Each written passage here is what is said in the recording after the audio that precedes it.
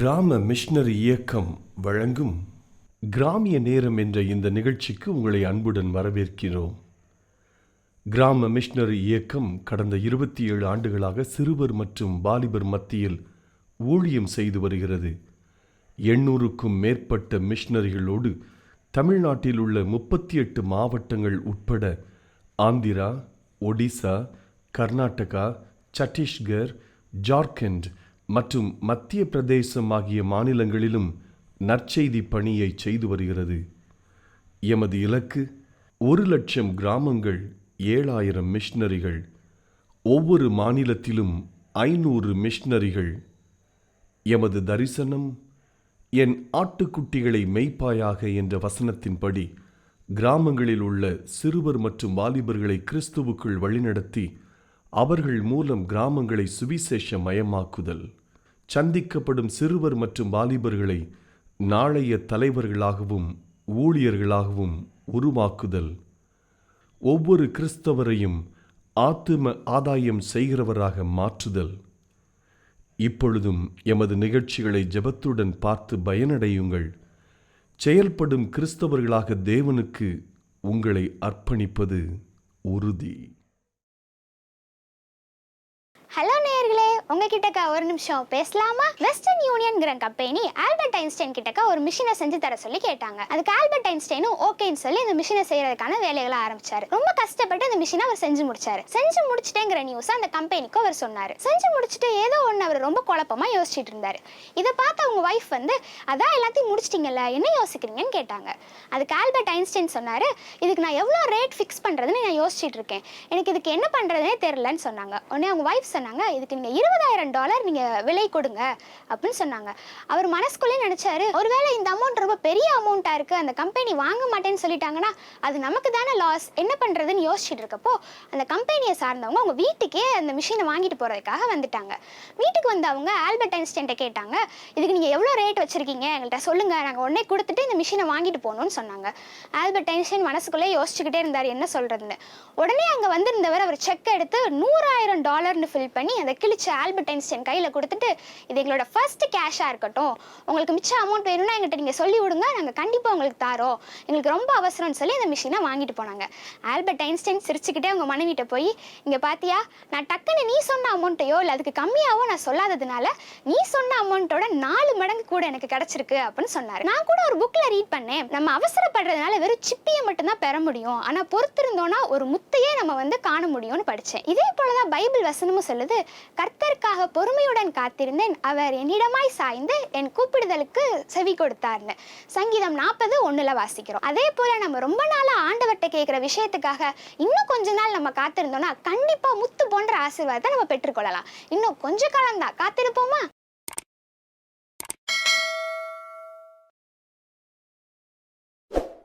உங்ககிட்ட ஒரு நிமிஷம் பேசலாமா? உலக அதிசயங்கள்ல ஒண்ணுதான் நம்ம சீன பெருஞ்சுவர். அது நம்ம எல்லாத்துக்குமே தெரியும்ல. வாழ்க்கையில எப்படியாவது ஒரு முறையாவது அதை பார்த்தணுன்ட்டு நம்ம எல்லாத்துக்குமே ஆசையா இருக்கும், அப்படிதானே? அது 4500 மைல் நீளமும் 35 அடி உயரமும் 25 அடி அகலமுமா செம பிரம்மாண்டமா எதிரிகள் உள்ள நுழையாதபடிக்கு ரொம்ப பாதுகாப்பாகவும் கட்டப்பட்டிருக்கு. ஆனாலும் கடந்த 100 ஆண்டுகள்ல 3 முறை அங்க உள்ள காட்டு மிராண்டிகள் அதுக்குள்ள நுழைஞ்சிருக்காங்க. எப்படிதானே நினைக்கிறீங்க? அவங்க அந்த செவரை உடைச்சோ அப்படி இல்லாட்டி அந்த செவரை தாண்டியோ ரொம்ப கஷ்டப்பட்டுலாம் அவங்க உள்ள போல. அங்க காவல் காக்கிற காவலாளி கிட்ட லஞ்சம் கொடுத்து ஈஸியா மெயின் கேட் வழியாவே உள்ள போயிட்டாங்க. அதுதான் அவங்க தோல்விக்கும் காரணமா இருந்துச்சு. இதை போலதான் நம்ம வாழ்க்கையிலையும் ஏசப்பாக்கு பிரியமில்லாத சின்ன சின்ன தவறுகளை செய்யும் போது ஏசப்பா கிட்ட இருந்து வர்ற பெரிய பெரிய ஆசீர்வாதங்களை தடுக்குது. நாமளும் போதுன்ற மனசோட வாழ கத்துக்கிட்டோம்னா ஏசப்பா நம்மளை ஆசீர்வதிப்பாங்க.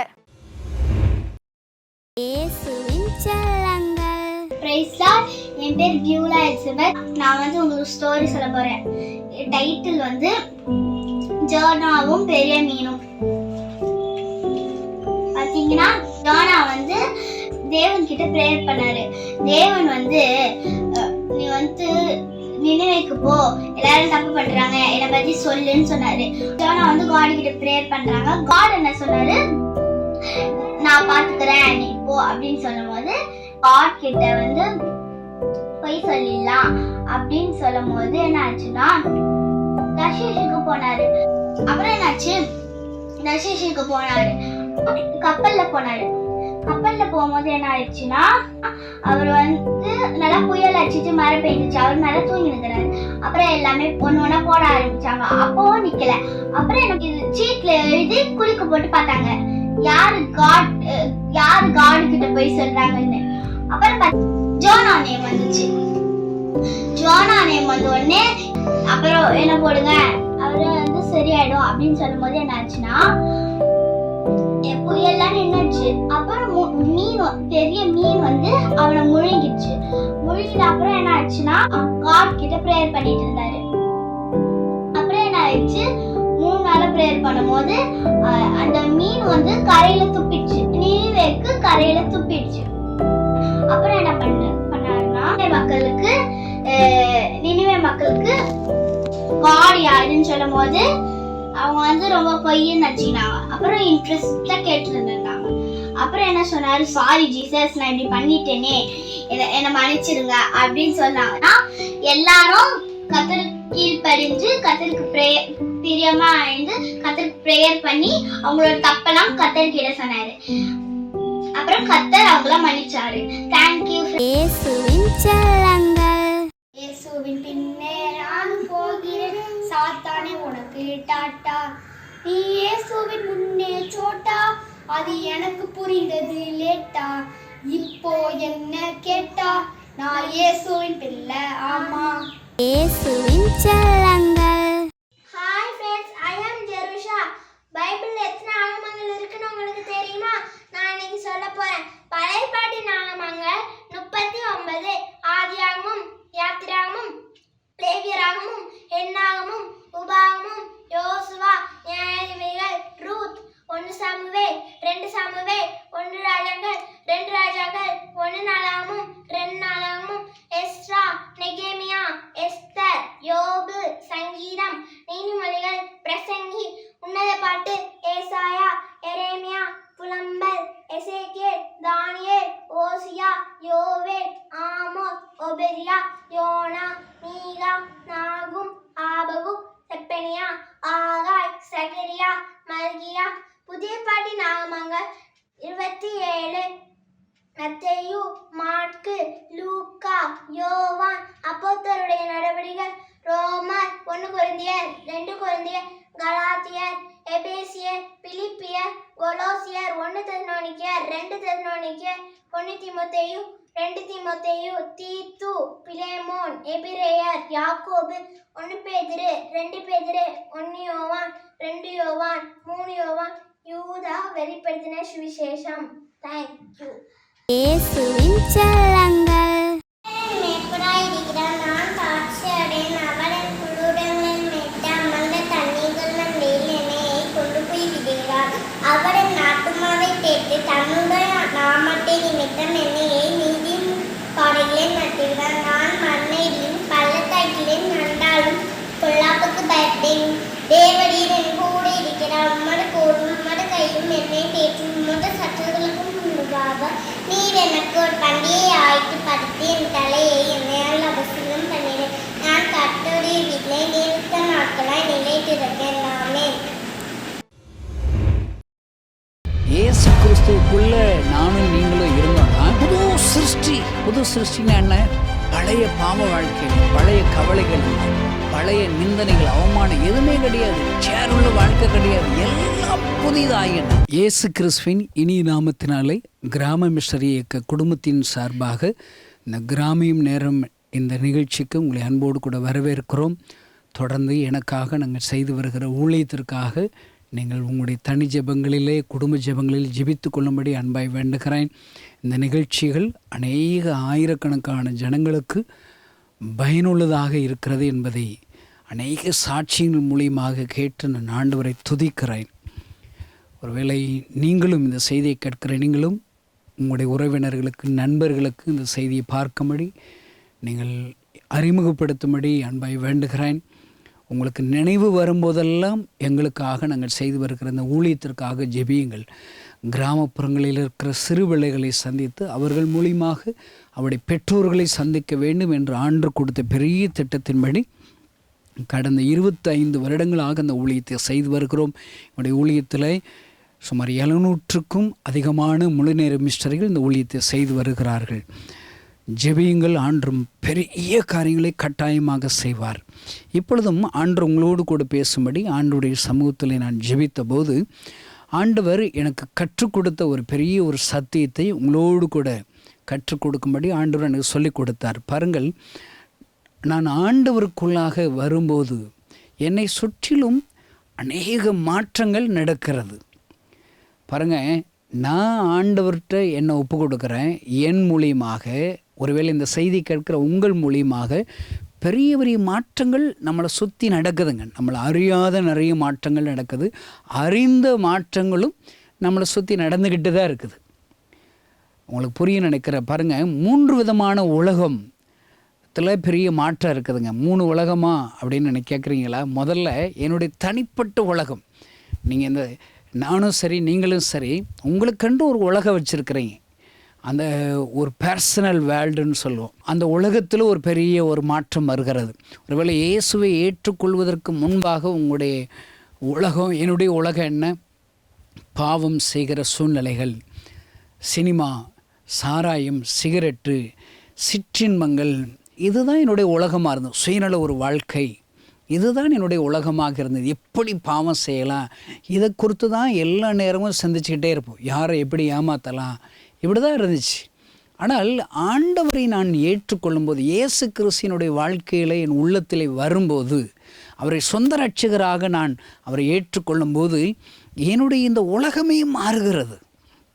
சுயநல வாழ்க்கை பொதுநல வாழ்க்கையாக வருகிறது. 2 கற்பனைகள் என்ன? உன்னை போல் பிறரை நேசி. என்னை மாத்திரம் நேசித்து கொண்டிருந்த என்னுடைய உலகத்தில் நான் மற்றவர்களை நேசிக்க ஆரம்பிக்கிறேன். மற்றவர்களுக்காக நான் ஜெபிக்க ஆரம்பிக்கிறேன். மற்றவர்கள் மீது கரிசனை உள்ளவனாக ஏதாயிலும் அவங்களுக்கு தேவையான உதவிகளை என்னால் முயன்றதை நான் செய்ய வேண்டும் என்று என் இருதயம் மாறுகிறது. என்னுடைய சொந்த உலகத்தில் எல்லாம் மாறுகிறது. ஆண்டோடைய வார்த்தைகளை நீங்கள் கவனித்து பார்ப்பீர்கள். ஆனால் 2 கொரிந்தியர் இப்படியாக அழகாக நமக்கு சொல்லப்பட்டு இருக்கிறது. ஒருவன் கிறிஸ்துவுக்குள் இருந்தால் புது சிருஷ்டி ஆகிறான், பழைவுகள் ஒளிந்து போயின, எல்லாம் புதிதாயின. என்ன ஆண்டவருங்க! இயேசு கிறிஸ்துவுக்குள்ளே நானும் நீங்களும் இருந்தோன்னா என்ன செய்கிறோம்? புது சிருஷ்டி. புது சிருஷ்டின்னா என்ன? பழைய பாவ வாழ்க்கை இல்லை, பழைய கவலைகள் இல்லை, பழைய நிந்தனைகள், அவமானம் எதுவுமே கிடையாது, சேருள்ள வாழ்க்கை கிடையாது, எல்லாம் புதிதாயின. நான் அடிக்கடி நாகமான் குஷ்டரோகி சுகம் பெற்றதை நான் நினைவு கூறுகிறது உண்டு. அவன் ஆண்டுடைய வார்த்தைகளுக்கு கீழ்ப்படிந்து அந்த யோர்தானில் 7 முறை மூழ்கி எந்திரிக்கிற போது ஒரு சின்ன வியாதி கிருமி இல்லைங்க. ஆண்டு செய்கிற அற்புதம் எல்லாம் அப்படிதாங்க. சிறு குழந்தையின் சரீரமாக தோளாக மாறுகிறது. அல்லேலூயா! அருமையானதை விட பிள்ளைகளை, இயேசு கிறிஸ்து உங்களுடைய வாழ்க்கையிலே வருவாரானால் உங்கள் சொந்த வாழ்க்கையில் ஒருவேளை உங்களுடைய பர்சனல் வேர்ல்டில் எல்லாம் மாறிடுங்க.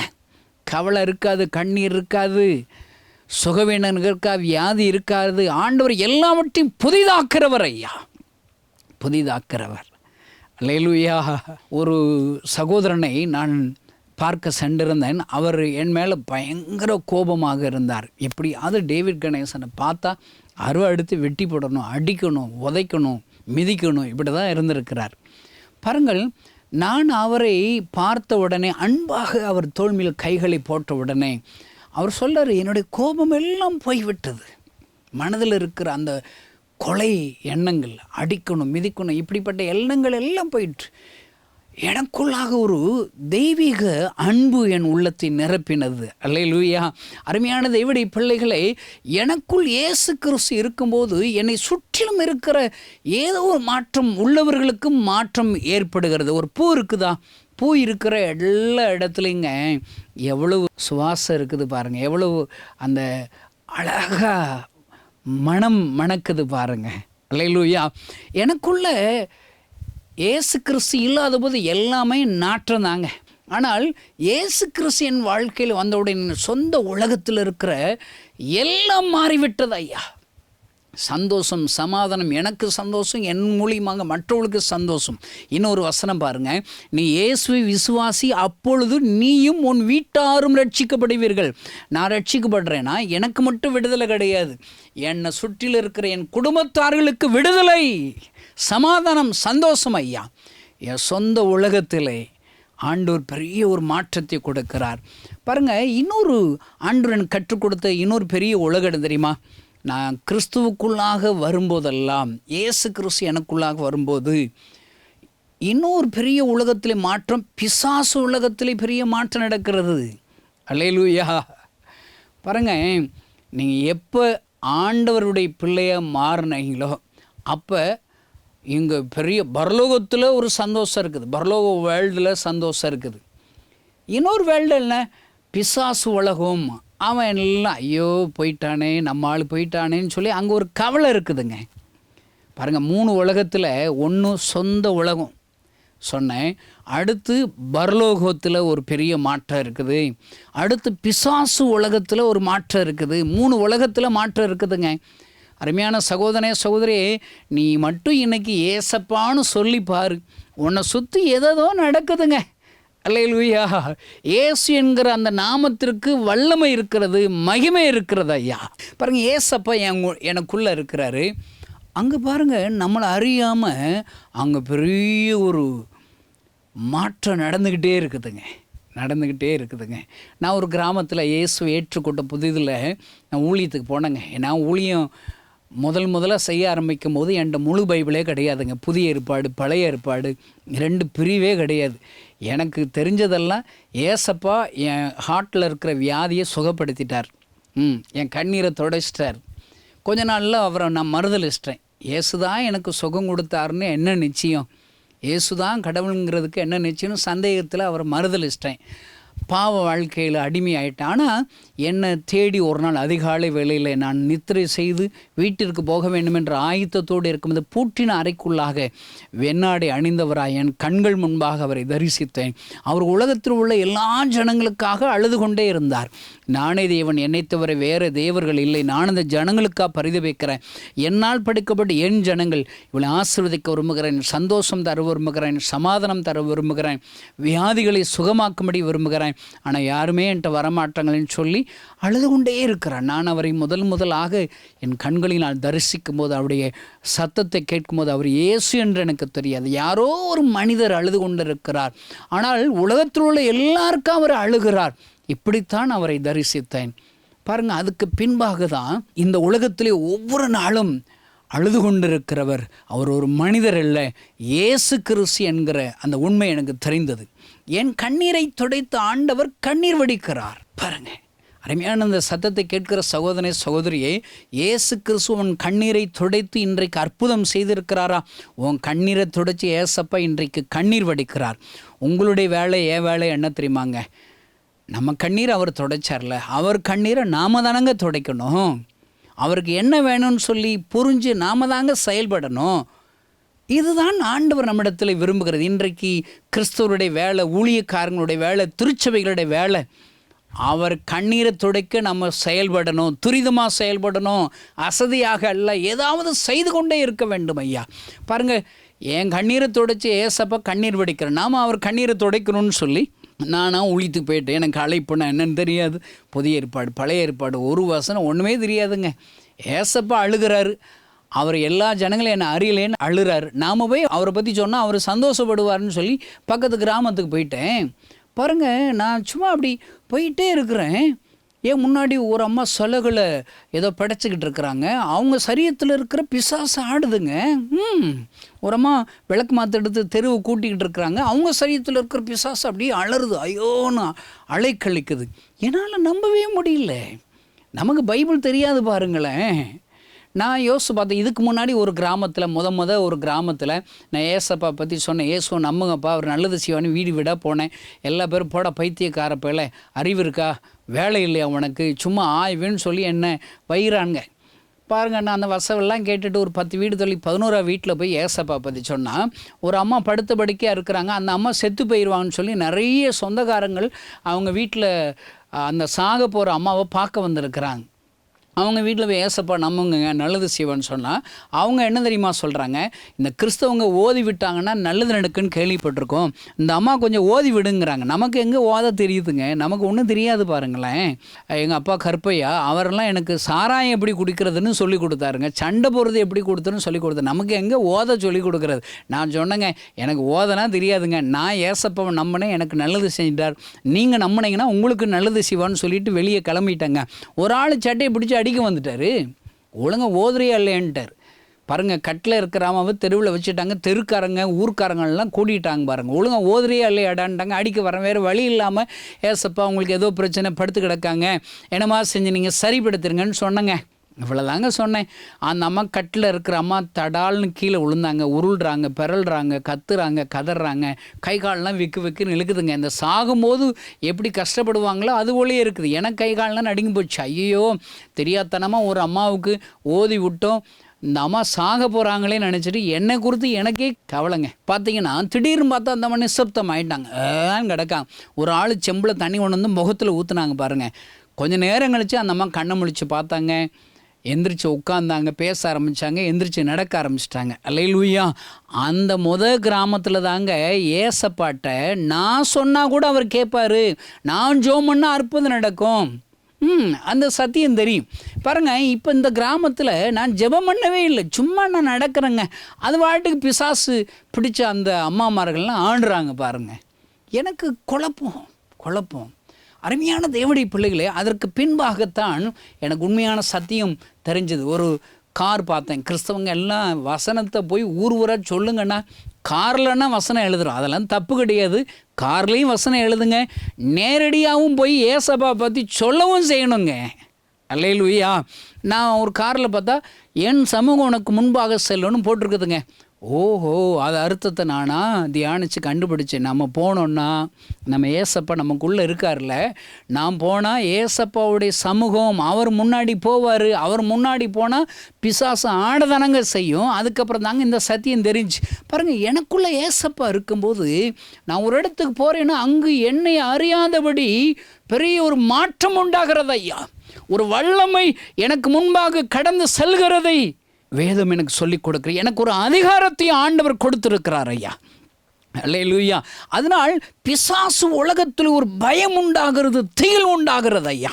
ஒரு வசனத்தை தியானித்து பார்ப்போமானால் மார்க் 5ஆம் அதிகாரத்தில் இயேசு கிறிஸ்து அங்கு செல்லுகிறார். ஒரு கல்லறையில் யாராலும் அடக்க முடியாத சங்கிலினால் கட்டப்பட்டும் அப்படிப்பட்ட கொடூர பிசாசு பிடித்த ஒரு மனிதனை அங்கே மார்க் 5ஆம் அதிகாரத்தில் எழுதப்பட்டு இருக்கிறது.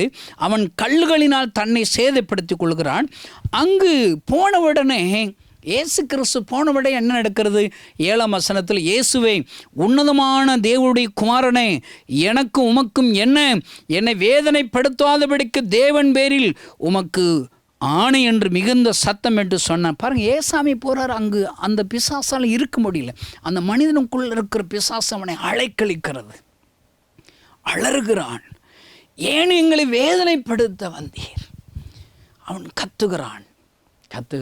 அருமையான தேவனுடைய பிள்ளைகளே, இயேசுவை நானும் நீங்களும் சுமந்து செல்லும்போது நம்முடைய தனிப்பட்ட வாழ்க்கையில பெரிய மாற்றம் நடக்கிறது, உலகத்திலே மாற்றம் நடக்கிறது, பர்சனல் வேர்ல்டில் மாற்றம் நடக்கிறது, பிசாசு உலகத்தில் பெரிய மாற்றம் நடக்கிறது. அல்லேலூயா.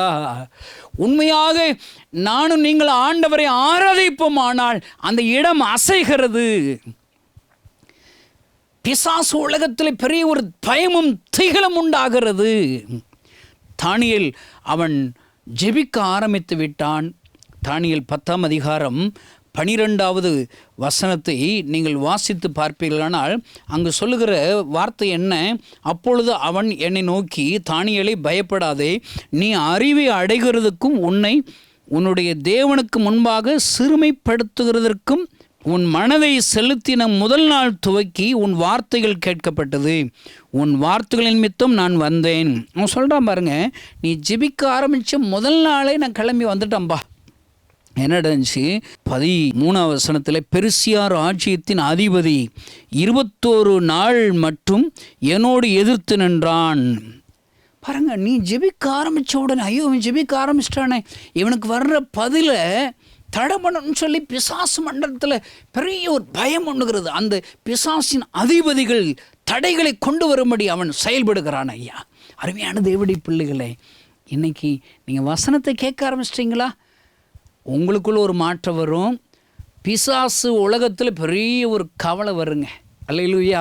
நான் ஊழிய ஆரம்ப நாட்களில் பயங்கர கஷ்டம், நெருக்கங்கள், பசி, கொடுமைகள். அப்படிப்பட்ட நாட்களில் நான் அந்த ஊழியத்தை விட்டு வேலைக்கு போயிடலான்னு சொல்லி நான் என் மனதில் நிர்ணயம் பண்ணினேன். ஒரு 2 நாள் 3 நாள் சாப்பிடலை, பைபிள் வாசிக்கலை, ஜெபிக்கலை. 3ஆவது நாள் சாயங்காலத்தில் திடீர்னு சும்மா அப்படியே வெளியே போயிட்டு வருவோன்னு சொல்லி வாக்கிங் போனேன். நல்ல இருட்டு தொடங்க ஆரம்பிச்சிருக்கிறது. அப்பொழுது என் ஆவிக்குரிய கண்களை ஆண்டவர் திறந்தார். பாருங்கள், அப்போ ஒரு தலைமை சிங்காசனத்தில் ஒரு பிசாசு உட்கார்ந்து இருக்கிறதை பார்க்குறேன். சுற்றிலும் குட்டி குட்டி பிசாசுகள்லாம் அங்கே உட்கார்ந்துருக்கிறது. அந்த தலைமை பிசாசு சொல்லுது, டேவிட் கணேசன் இப்போ ரொம்ப சோர்ந்து போயிருக்கிறான். இப்போ அவனுக்கு பாவம் செய்கிற சூழ்நிலைகளை உண்டாக்குனீங்கன்னா அவன் ஊழியத்தை விட்டு போயிடுவான், ஏசு கிறிஸ்துவை விட்டு போயிடுவான் அப்படின்னு சொல்லி அங்கே டிஸ்கஷன் நடக்குது, கமிட்டி நடக்குதுங்க. அல்லேலூயா. அப்போ அந்த குட்டி பிசாசுனா தலையில் அடிக்குது. ஐயோ, இவன் இன்றைக்கி மட்டுமா பின்மாற்றமாக இருக்கான், எப்போ பார்த்தாலும் இவன் பின்மாற்றமாக தான் இருக்கான். இவன் பின்மாற்றமாக இருக்கிற சோர்ந்து போன நேரத்தில் பாவத்தில் விழ வச்சு முற்றிலுமாக ஏசுனாரை மறுதளிக்க வைக்கணும்னு நினச்சி பாவ சூழ்நிலைகளை நாங்கள் உண்டாக்கி அநேக முறை பார்த்துருக்குறோம். ஆனால் அவனுக்காக ஒரு அம்மா பேர் சொல்லி ஜெபிச்சுக்கிட்டே இருக்கிறாங்க. அந்த ஜெபம் பண்ணுறதுனால அவங்கள சுற்றி பெரிய ஒரு அக்கினி தீ எரிஞ்சுக்கிட்டே இருக்குது, எங்களால் நெருங்க முடியலேன்னு சொல்லி பிசாசு சொல்லுதுங்க. பாருங்கள், அந்த தரிசனத்தின் மூலியமாக ஆண்டவர் எனக்கு கற்றுக் கொடுத்த சத்தியம் என்ன தெரியுமா? நான் பின்மாற்றம் ஆனால் பிசாசு மண்டலத்தில் சந்தோஷம் ஆரம்பிச்சிருது, அங்கே பெரிய ஒரு செயல்பாடுகள் அதிகரிக்கிறது. எனக்காக யாரோ ஒருவர் ஜெபித்தாள், பிசாசு மண்டலத்தில் புலம்பல் இருக்கிறத. அருமையான செய்தி கேட்கிற சகோதரனே, சோரி, உயிருள்ள ஆண்டவர் உன்னோடு கூட இருப்பாரானால், இந்த ஆண்டவரை நீ சுமந்து கொண்டிருக்கிற ஒரு கிறிஸ்தவனாக இருப்பாயானால் உன் மூலியமாக பிசாசு உலகத்தில் பெரிய ஒரு பதற்றமும் பயமும் திகிலும் உண்டாக ஒரு ஆட்டம் காணுதுங்க. நான் அடிக்கடி யோசிப்பேன், நான் ஜோம் பண்ணும்போது ஒரு பிசாசு அப்படியே ஆடுதுன்னா என்ன நடக்க தெரியுமாங்க? என் மூலியமாக பிசாசு உலகமே ஆடுகிறது என்ற அர்த்தம். ஐயா, அல்லேலூயா. அடுத்து 3ஆவதாக பரலோகம், பரமண்டலம், அங்கே ஒரு ஹெவன் வேர்ல்டு இருக்குதுங்க. பாருங்களேன், நான் மணந்திருமனா பரலோகத்தில் மிகுந்த சந்தோஷங்க. அல்லேலூயா. என்ன பெரிய ஆண்டவர் பாருங்க. நான் ஜெபிக்க ஆரம்பித்த உடனே பரலோகத்தில் ஒரு பெரிய ஒரு அலர்ட் உண்டாகிறது. ஐயோ, கணேசன் ஜெபிக்க ஆரம்பிச்சிட்டான்ப்பா, தேவதூர்கள் ஏறுகிறவளா இறங்குறவளாங்க இருங்க. இன்னும் பாருங்க, எங்கள் ஏசப்பா என்ன செய்ய தெரியுமா? அந்த இடத்துக்கு வந்துடுறாருங்க. என் நாமத்தை பிரஸ்தாபப்படுத்துகிற எந்த ஸ்தானத்திலும் நான் வந்து உங்களை ஆசீர்வதிப்பேன். அல்லேலூயா. அருமையான இந்த செய்தி கேட்கிற சகோதரனை சகோதரி, நீங்களும் நானும் ஆண்டவருக்காக செயல்பட ஆரம்பித்தாள் அங்கே பரலோக உலகத்தில் ஹெவன் வேர்ல்டில் பெரிய மாற்றம் நடக்குதுங்க. ஸ்தேவான் பிரசங்கிக்க ஆரம்பிக்கிறான். அங்கே என்ன நடக்கிறது தெரியுமா? அவன் ஸ்தேவானுடைய கண்கள் திறக்கப்படும் போது அங்கே ஒரு பெரிய ஒரு தரிசனத்தை அவன் பார்க்கிறான். அப்போஸ்தலர் 7ஆம் அதிகாரத்தை நீங்கள் வாசித்து பார்ப்பீர்களானால் 55, 56வது வசனத்தில் எழுதப்பட்டு இருக்கிறது, சிங்காசனத்தில் வீற்றிருக்கிற அந்த ஆண்டவரை அவன் தரிசிக்கிறான். அந்த தரிசனத்தில் எனக்கு ஆச்சரியப்படுகிற காரியம் என்ன தெரியுமா? 55ஆம் வசனத்தில், வலது பாரிசத்தில் இயேசுவானம் நிற்கிறதை கண்டு, இயேசு கிறிஸ்து நிற்கிறாருங்க. ஸ்தேவான் பிரசங்கிக்க ஆரம்பித்து விட்டான். அங்கே ஆண்டவர் எழும்பி நிற்கிறார். ஐயா, பரலோக ராஜ்யத்தில் பெரிய ஒரு மாற்றம் வருகிறது. அங்கே இயேசு நின்று கொண்டிருக்கிறார். இயேசு கிறிஸ்து இந்த உலகத்தில் மனிதராக வந்து அவர் ஞானஸ்நானம் பெறுவதற்கு கீழ்ப்படிந்த உடனே அங்கிருந்து ஒரு பரலோகத்திலிருந்து அங்கே ஒரு பெரிய ஒரு சத்தம் உண்டாகிறது. வானத்தில் ஒரு பெரிய சத்தம் உண்டாகிறது, இவர் என் நேசகுமாரன், இவரில் நான் பிரியமாயிருக்கிறேன். அருமையான தேவனுடைய பிள்ளைகளே, நீங்கள் யாராக இருந்தாலும் சரி, நீங்கள் ஆண்டவருக்குள்ளாக உங்களை ஒப்பு கொடுக்கும்போது, நீங்கள் ஜெபிக்க ஆரம்பிக்கும் போது, நீங்கள் வேதம் வாசிக்க ஆரம்பிக்கும் போது, நீங்கள் ஆண்டவருக்காக ஊழியம் செய்ய ஆரம்பிக்கும் போது 3 உலகத்தில் மாற்றம் நடக்குதுங்க. 3 உலகம். என்னுடைய சொந்த உலகத்தில் மாற்றம். பாவம் போயிடுது, அசுத்தம் போயிடுது, பரிசுத்தம் எல்லாம் புதிதாகிறது. அது ஒரு பெரிய மாற்றங்க. இயேசு கிறிஸ்து எனக்குள்ளே வந்ததுனால என்னை யார் திட்டினாலும் எனக்கு கோபம் வர மாட்டேதுங்க. நான் அடிக்கடி பிரசங்கத்தில் சொல்லுவேன், ஒருத்தர் ரட்சிக்கப்பட்டு ஏசப்பா பிள்ளைய மாறிட்டானா அவனுக்கு வெக்கம், மானம், சூடு, சொரணை இருக்கக்கூடாதுங்க. செத்த பாம்பு போல் மாறிடுறான். கோபம் வந்தாலும் அவன் சிரிக்கிறான், கோபம் முட்டினாலும் அவன், யார் திட்டினாலும் அவன் சிரிக்கிறான், அன்பாக இருக்கிறான். எனக்குள்ள பெரிய மாற்றம். என் உள்ளத்தில் இருக்கிற அசுத்தங்கள் எல்லாம் போய்விடுகிறது. ஒருவேளை இயேசு கிறிஸ்து எனக்குள் இருக்கும்போது நான் போகிற இடங்களெல்லாம் பிசாசுகள் அங்கங்கே அலைக்கழிக்கிறது, பயம் உண்டாகிறது. பிசாசு உலகத்திலே பெரிய ஒரு ஆட்டம் காண்கிறது. அல்லேலூயா. ஒருவேளை நான் எப்பொழுதெல்லாம் ஆண்டோடைய பிள்ளையாக அவரோடு கூட வாழ்கிறேன், அவருடைய வார்த்தை கீழ்ப்படுகிறேனோ, பரலோகத்தில் பெரிய சந்தோஷம் உண்டாகிறது. ஐயா, நான் இப்போ யோசிக்கிறேன், நான் பிரசங்கம் பண்ணிக்கிட்டு இருக்கிறேன், ஏசப்பா பரலோகத்தில் இருந்து கவனிப்பார். என் பிள்ளை பார் கணேசன், பிரஜாதியிலிருந்து என்னை ஏற்றுக்கொண்ட என் பிள்ளை, என் செல்ல பிள்ளை கணேசன், அவன் தெருப்பிரசங்கம் செய்கிறானே, அவனுக்கு கொடுக்கப்பட்ட அந்த தரிசனத்தை விட்டு விலகாதபடி கிராமங்கள் தோறும் அவன் என்னுடைய வார்த்தைகளை சுமந்து செல்கிற ஒரு கழுதையாக இருக்கிறானே. யோசிப்பங்க, அவர் பரலோகத்தில் சந்தோஷத்தோடு எனக்காக நின்று கொண்டு இருப்பார். ஐயா, காபிரிகளை பார்த்து சொல்லுவார், இங்கே பார் கணேசனை பார், எவ்வளவு அழகாக அவன் ஊழியம் செய்கிறான், உண்மையாக இருக்கிறான், எனக்காக வைராக்கியம் பாராட்டுகிறானே. பரலோகத்தில் சந்தோஷம் நடக்கும். பாருங்கள், இது மனசுக்குள்ளே முதல்ல வந்துட்டாலே நீங்கள் ஆண்டவருக்காக இன்னும் உங்களை ஒப்பு கொடுப்பீங்க. இந்த செய்தியை கேட்கிற சகோதரனே, சகோதரியே, இன்றைக்கு ஆண்டவர் உன் கூட இருப்பார்னா இந்த 3 விதமான உலகத்தில் மாற்றம் நடக்குது. இதை நீங்கள் தெரிஞ்சாதாங்க இன்னும் ஆண்டவருக்காக வைராக்கியம் பாராட்டுவீங்க. அருமையான சகோதரன், உன்னுடைய உட்கார்தலையும் எழுந்திருக்கிறையும் ஆண்டவர் பார்த்து கொண்டிருக்கிறார். உன்னுடைய ஒவ்வொரு விதமான பேச்சுகள், செய்கைகளையும் பிசாசும் பார்த்து கொண்டிருக்கிறான். நீங்கள் ஏசப்பா கூட நடந்தீங்கன்னா பெரிய ஒரு மாற்றம் உங்களை சுற்றி நடந்துக்கிட்டே இருக்குது. இதன் மூலியமாக நூற்றுக்கணக்கான, ஆயிரக்கணக்கான ஜனங்கள் ஆண்டவருக்குள்ளாக வருவார். ஐயா, அல்லேலூயா. அருமையான தேவனுடைய பிள்ளைகளே, இப்படிப்பட்ட அந்த தரிசன கண்கள் உங்கள் வருமானால் எத்தனை நலமாயிருக்கும். இப்பொழுது ஒப்பு கொடுப்பீர்களா? இப்பொழுது சத்தியத்தை உங்கள் மனதிலே வைத்து கொண்டு நீங்கள் ஆண்டவருக்காங்களே ஒப்பு கொடுப்பீர்களானால் 3 விதமான உலகத்திலும் பெரிய ஒரு மாற்றம். உங்கள் சொந்த உலகம், personal world, evil spirit world, heaven, gods வேர்ல்டில் பெரிய ஒரு மாற்றத்தை ஆண்டவர் நமக்கு கற்றுக் கொடுக்குறார். எல்லா கண்களை மூடி நாம் ஜெபிக்கலாம். பரலோகத்தில் இருக்கிற எங்கள் அன்பு தகப்பனை, 3 உலகத்திலே என்னை கொண்டு ஒரு பெரிய ஒரு மாற்றத்தை உம்மால் செய்ய முடிகிறதே. என் சொந்த உலகத்திலே மாற்றம், பிசாசு உலகத்திலே அலறலும் பற்கடிப்பும் ஆற்றமும் காண்கிறதே மாற்றம், பரலோகத்திலே மிகுந்த சந்தோஷம் உண்டாகிறதே. அப்பா, இப்படிப்பட்ட கிருபைகளுக்காக ஸ்தோத்திரம் ஆண்டவரே. தொடர்ந்து நான் மரண நாள் வரை உமக்காக வைராக்கியத்தோடு கூட நிற்க உதவிச்சும் இயேசு நாமத்தினால் பிதாவே, ஆமென். இந்த செய்தி நிச்சயமாக உங்களை செயல்பட தூண்டிருக்கும் என விசுவாசிக்கிறோம்.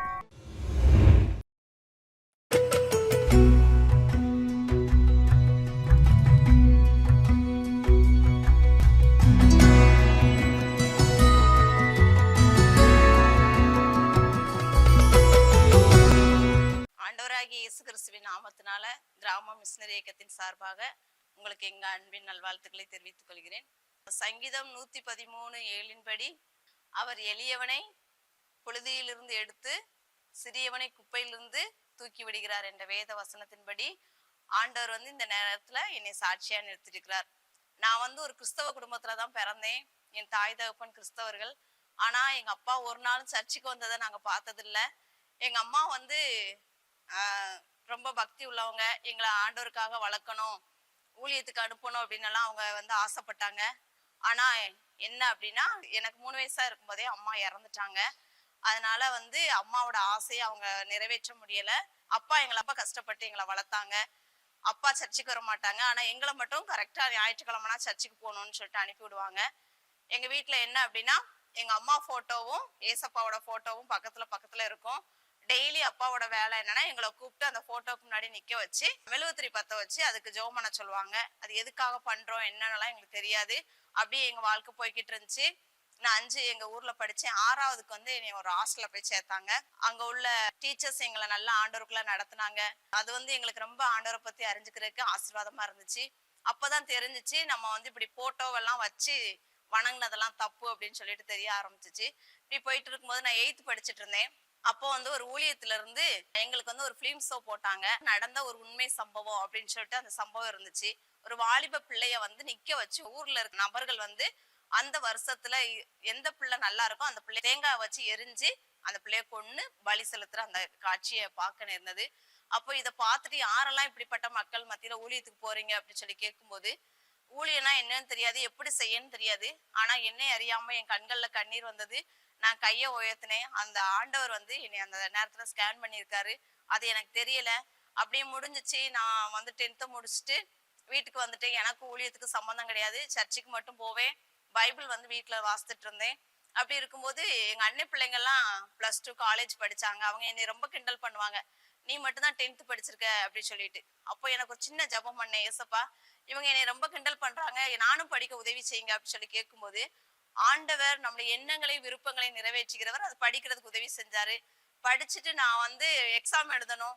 நாங்க இருக்கிற அந்த இடத்துலதான் எக்ஸாம் நடக்கும். அந்த வருஷம் மட்டும் அந்த எக்ஸாம் வந்து விருதுநகருக்கு மாத்துனாங்க. கிராம மிஷனரி இயக்கத்துல ஊழியம் செய்யற அண்ணன் வந்து எங்க ஊருக்கு சண்டே கிளாஸ் எடுக்க வருவாங்க.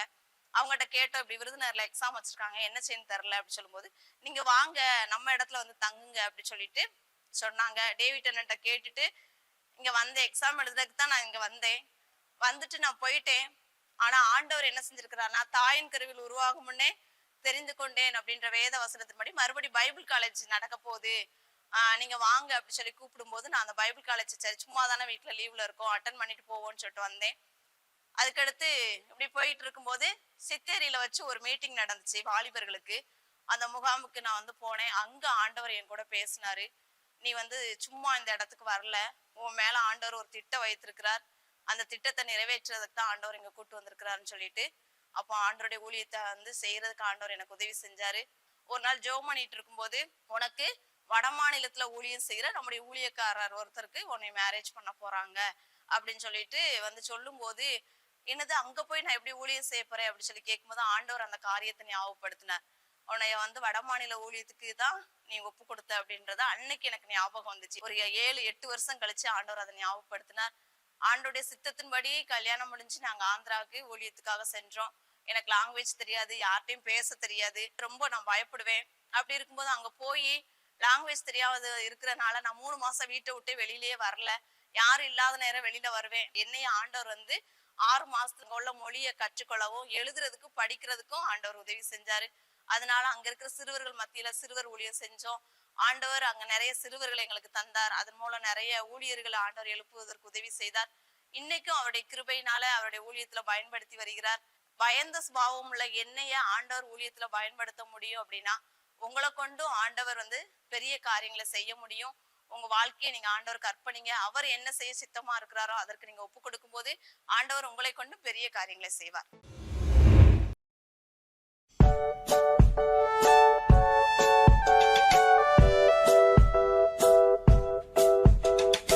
ஹாய் குட்டீஸ், எல்லாரும் எப்படி இருக்கீங்க? நல்லா இருக்கீங்களா?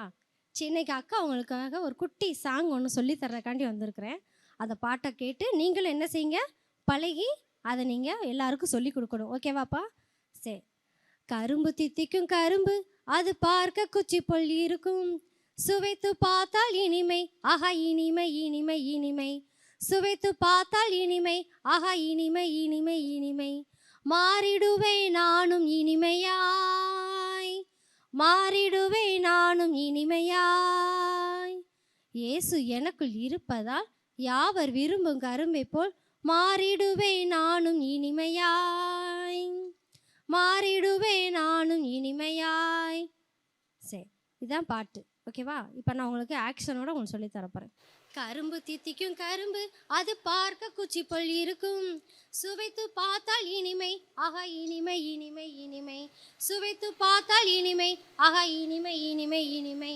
மாறிடுவே நானும் இனிமையாய், மாறிடுவே நானும் இனிமையாய். இயேசு எனக்குள் இருப்பதால் யாவர் விரும்பும் கரும்பை போல் மாறிடுவே நானும் இனிமையாய், மாறிடுவே நானும் இனிமையாய். சரிங்க குட்டீஸ், இதே பாட்டை நீங்கள் என்ன செய்யுங்க, கற்றுக்கோங்க. ஓகேவா? தேங்க்யூ, பாய்.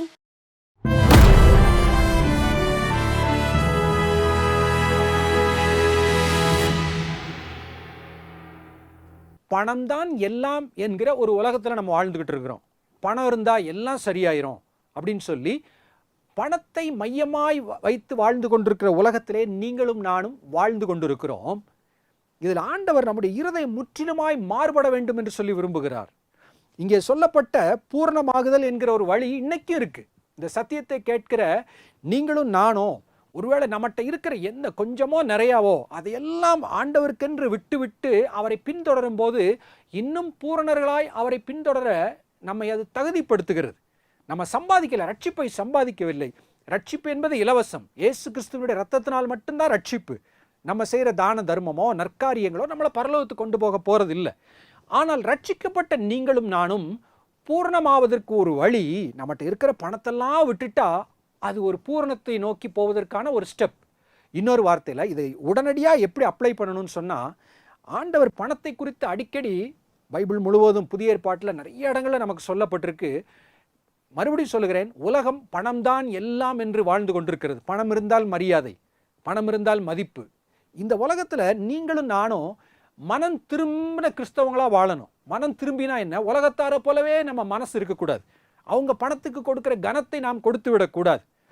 பணம் என்பது எல்லாவற்றுக்கும் உதவும் அப்படின்னு பிரசங்கில் ஒரு வார்த்தை இருக்குது. பணம் தேவை வாழ்க்கையில், எல்லாம் பணம் தேவை. ஒரு இடத்துலேருந்து ஒரு இடத்துக்கு போகிறோம், பஸ்ஸில் போனால் டிக்கெட் எடுக்கணும், பைக்கில் போனால் பெட்ரோல் போடணும், கடையில் போய் காய்கறி வாங்கினா ரூபா கொடுக்கணும். பணம் வாழ்க்கைக்கு அவசியமான ஒன்று.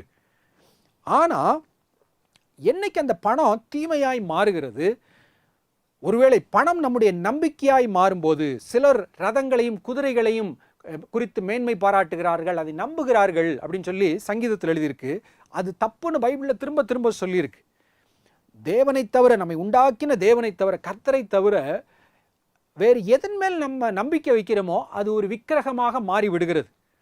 என்கிட்ட இருக்கிற பணம், பேங்க்ல இருக்கிற பேலன்ஸ், இதுதான் எனக்கு நம்பிக்கை அப்படின்னு ஒரு கிறிஸ்தவன் ஒருவேளை நினைத்து விட்டால் அவன் அந்த பணத்தை ஒரு விக்கிரகமாக மாறி அதை வணங்குகிறான் என்று பைபிள் சொல்லுகிறது. அப்போ இந்த பணத்தை குறித்து ஜாக்கிரதையாக இருக்க வேண்டும். இன்னொன்று, இந்த பணம் ஒரு அளவு இருக்குது, அது அளவு கூடும்போது நம்முடைய கேரக்டர், நம்முடைய குணங்கள் மாறுவதற்கான வாய்ப்பு அதிகமாக இருக்கிறது. ஈஸியாக பெருமைங்கிறது வந்துடும். கஷ்டப்படுறவங்களை பார்த்தா அற்பமாக நினைக்கக்கூடிய இருதயம் வந்துடும். நம்ம ஏதோ பெரிய சாதிச்சிட்டோம், ஏதோ எங்கேயோ இருக்கிறோன்னு ஒரு மிதப்பு ஏற்பட்டுரும். இதை குறித்தெல்லாம் கவனமாக இருக்கணும். அதான் ஆண்டவர் சொல்கிறாரு, உன்னிடத்துல ஒரு குறை உண்டு, உனக்கு உண்டானவைகளை எல்லாம் விற்று தரித்திரருக்கு கொடு. ஆண்டவர் தரித்திரரை நேசிக்கிறார். ஏதோ மெதுவா சொல்றா, மேல போறாங்க, சுத்தி வராங்க. எத்தனை தடவை அந்த பிள்ளை தன்னுடைய தாயை கூப்பிட்டாலும் அந்த தாய் குனிந்து செவி சாய்த்து பதில் கொடுக்கறாங்க.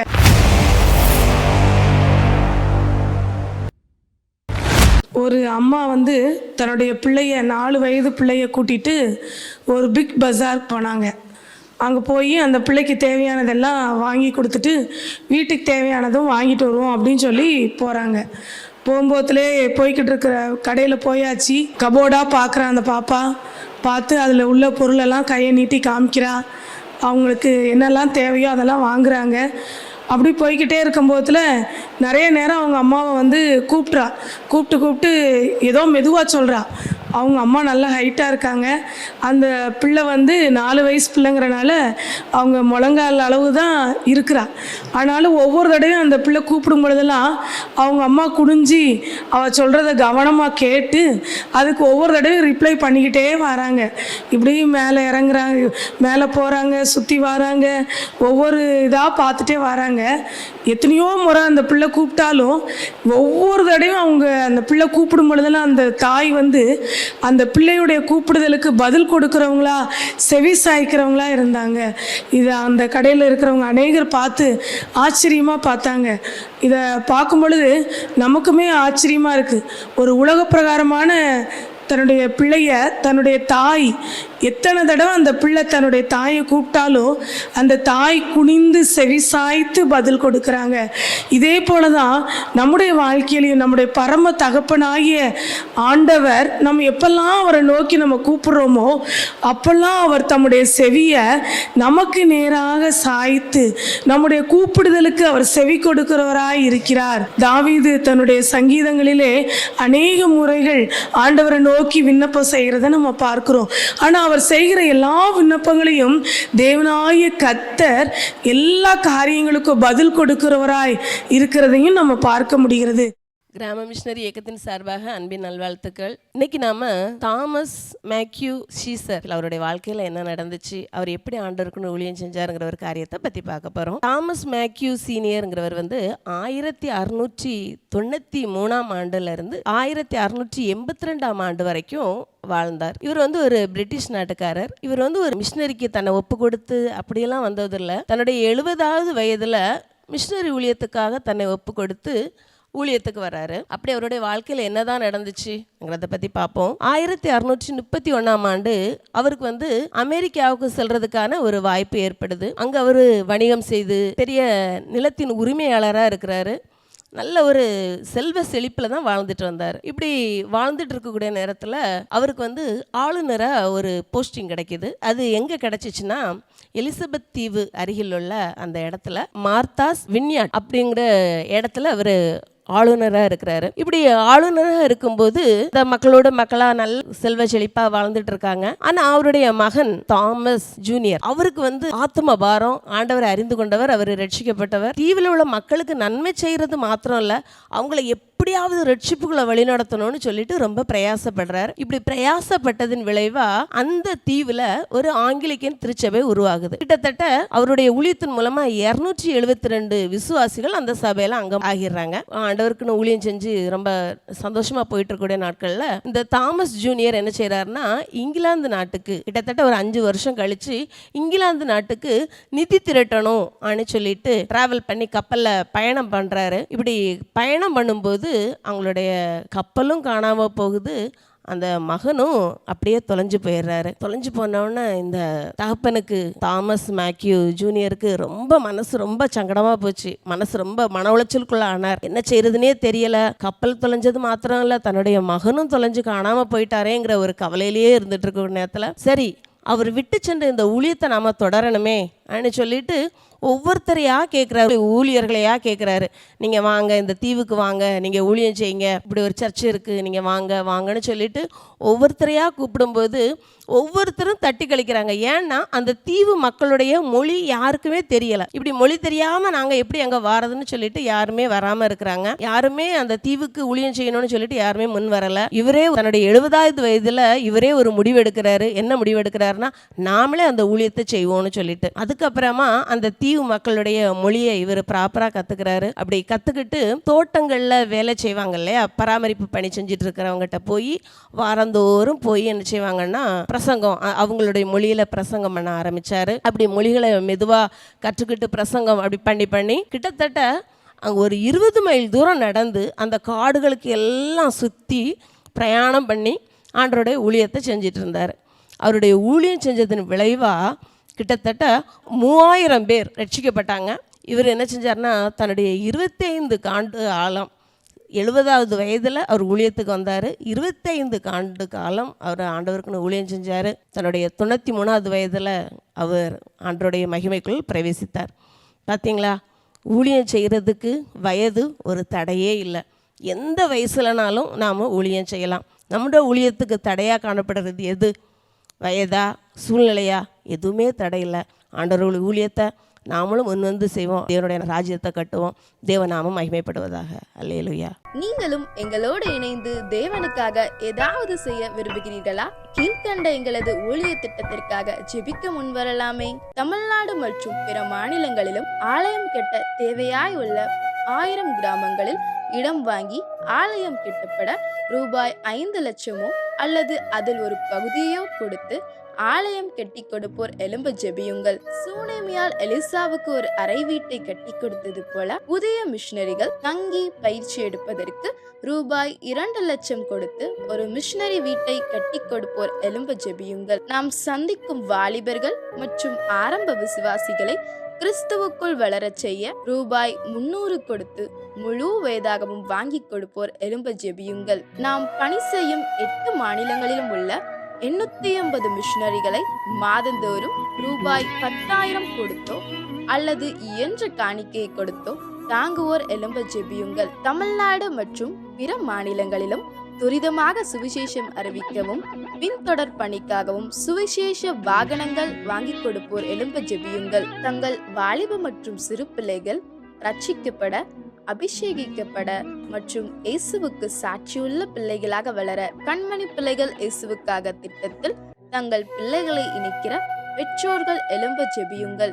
இந்தியா முழுவதிலும் இன்னும் துரிதமாக நம் மிஷனரி பணிகள் நடக்க மாதந்தோறும் அல்லது வருடத்திற்கு ஒரு முறையாவது ரூபாய் 1000 கொடுத்து எழுப்புதல் விரும்பும் பங்காளர் திட்டத்தில் இணைகிற அநேகர் எழும்ப ஜெபியுங்கள். மேலும் எங்களோடு தொடர்பு கொள்ள விரும்பினால் திரையில் காணும் எங்கள் முகவரியும் குறித்துக் கொள்ளுங்கள். கிராம மிஷனரி இயக்கம், தபால் பெட்டி எண் 51, விருதுநகர் 626001. இந்த நிகழ்ச்சியையோ அல்லது எங்கள் ஊழியத்தையோ நீங்கள் தாங்க விரும்பினால் எங்கள் தொலைபேசி எண்ணை குறித்துக் கொள்ளுங்கள். 7378000444. கர்த்தர் தாமே உங்களை ஆசீர்வதிப்பாராக. தேவனுக்காக நான் ஏதாவது செய்ய வேண்டும் என்று வாஞ்சியோடு இருக்கிறவர்களே, தேவன் என்னை பயன்படுத்தும் காலம் எப்போது என்று ஏங்கிக் கொண்டிருக்கிறவர்களே, இந்த வாய்ப்பு உங்களுக்கானது. நீங்கள் நன்கு எழுதும் தாளந்து பெற்றவர்களா? தேவன் கொடுத்த இந்த தாளந்து பிறருக்கு பயன்படாமல் இருக்கிறதே என்று கவலையோடு யோசிப்பவரா நீங்கள்? கவலையை விடுங்க, இந்த வாய்ப்பு உங்களுக்கானது. நாம் மாதந்தோறும் ஆரம்ப விசுவாசிகளுக்காக வெளியிடும் மோட்ச பயணம் என்ற தின தியான இதழில் எழுதும் ஒரு வாய்ப்பை உங்களுக்கு ஏற்படுத்தி தருகிறோம். நீங்கள் இந்த வாய்ப்பை பயன்படுத்தி உங்கள் தாளந்து மூலம் அழிந்து போகிற ஆத்துமாக்களை தேவ ராஜ்யத்திற்கென்று கூட்டி சேர்க்க முன்வாருங்கள். அதற்காக நீங்கள் செய்ய வேண்டியது, நீங்கள் ஜெபத்துடன் தியான பகுதி ஒன்றை ஆயத்தம் செய்து அதை A4 ஷீட்டில் 1.5 பக்கத்திற்கு குறையாமல் எழுதி எங்களுக்கு அனுப்பலாம். இந்த மோட்ச பயணம் இதழானது புதியதாய் ஆண்டவரை ஏற்றுக்கொள்ளுகிறவர்களுக்கானதால் ஒரு சிறு சம்பவத்தை எழுதி அதை வேத வசனத்தோடு ஒப்பிட்டு அதை விவரித்து கடைசியில் இந்த தியானம் மூலம் இன்றைக்கு நாம் கற்றுக்கொள்ளும் நடைமுறை ஆலோசனை என்ன என்பதையும் குறிப்பிட்டு எழுதி எங்களுக்கு அனுப்பலாம். நீங்கள் ஜெபத்துடன் எழுதும் தியான பகுதி மோட்ச பயணம் என்ற பத்திரிகையில் அச்சடிக்கப்படுவதோடு ஆங்கிலம் உட்பட 8 இந்திய மொழிகளில் மொழிபெயர்க்கப்பட்டு சமூக வலைத்தளம் மூலம் லட்சக்கணக்கான மக்களுக்கு ஆசீர்வாதமாக மாறப்போவது உறுதி. நீங்கள் எழுதி அனுப்ப வேண்டிய முகவரி: கிராம மிஷனரி இயக்கம், தபால் பெட்டி எண் 51, விருதுநகர் 626001 என்ற முகவரிக்கு அனுப்பலாம். இதுவே அனுக்கிரக காலம், இதுவே இரட்சணிய நாள். ஆம், இதுவே உங்களுக்கான நேரம். விரைந்து செயல்படுங்கள். தேவனுக்கே மகிமை உண்டாகட்டும். God bless you.